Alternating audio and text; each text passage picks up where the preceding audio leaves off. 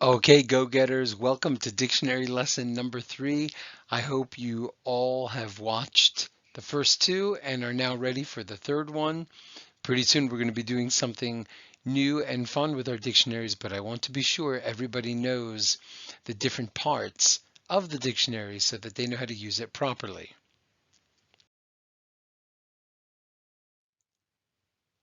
So I've told you already that a dictionary gives you the meaning of a word, but it also gives you some other information, like how a word is pronounced and what kind of word is.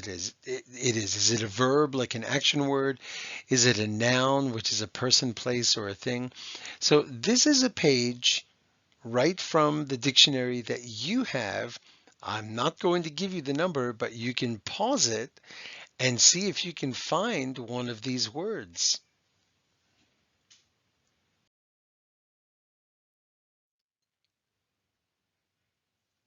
And if you haven't found it, that's okay.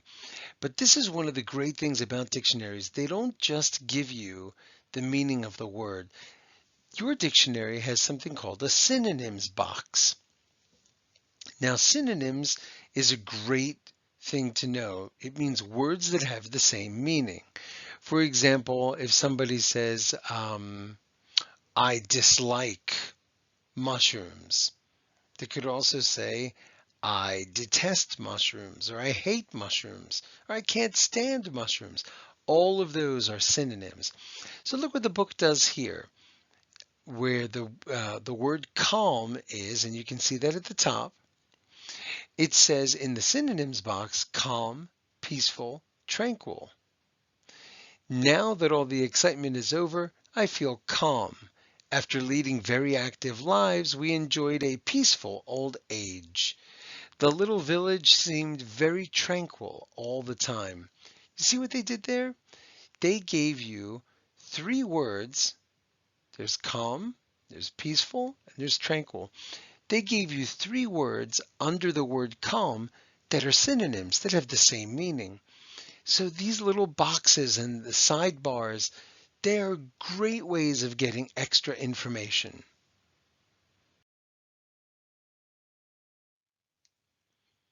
Here's something else from that same page. So I looked up the word calf, and there's something interesting here. You can see up here it says calf 1. And what that means is that the word calf has many meanings, not just one. So they give you one. It says the young of cattle, a young cow or bull, and then it expands on that. It says the young of certain large animals, as the elephant or whale. Okay, great. All of that is calf 1. Then it gives us calf 2, the muscular back part of the human leg between the knee and the ankle. Oh, okay, how about that? It's spelled the same way,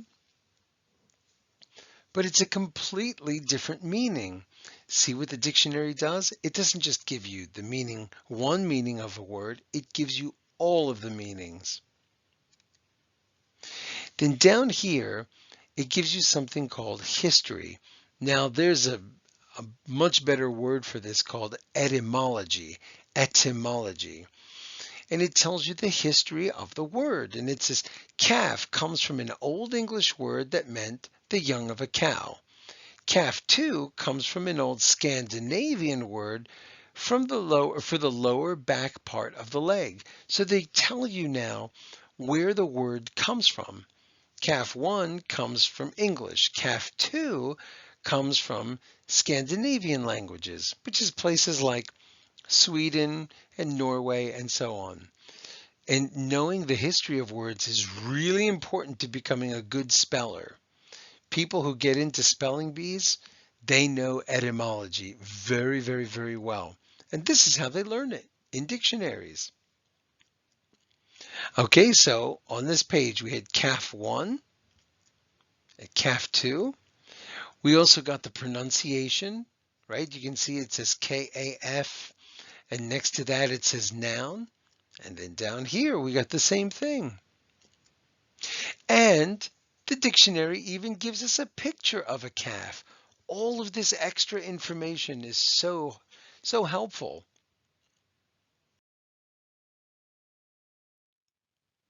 So now let's practice a little bit. What I want you to do is close your dictionary.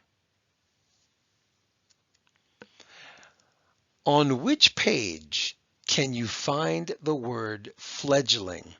Now I'm pronouncing the word fledgling, but I don't have to. You don't need me to because you can just go to the F section and find it, and it'll tell you there how to pronounce it. So pause this video and see if you can find the word fledgling.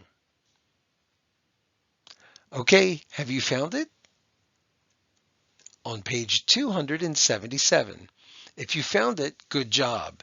If not, go to page 277 and find the word and check the guide words at the top to see if you were close. Next, on which page can you find the word grouse? Even if you know what it means, let's see if you can find it. Okay, do you have it? If you do, then you know it's on page 325. Okay, let's try one more. On which page can you find the word sheath?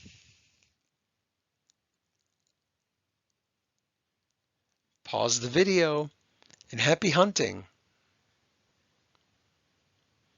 Okay, if you found it, you know it's on page 660. Girls and boys, I want you to practice this because we have a very cool next step coming up. Practice looking up words because the next time we talk about dictionaries, I'm going to bring you all together online and we're going to play a little game to see who can find words first. Okay, boys and girls, that's it for now. The end.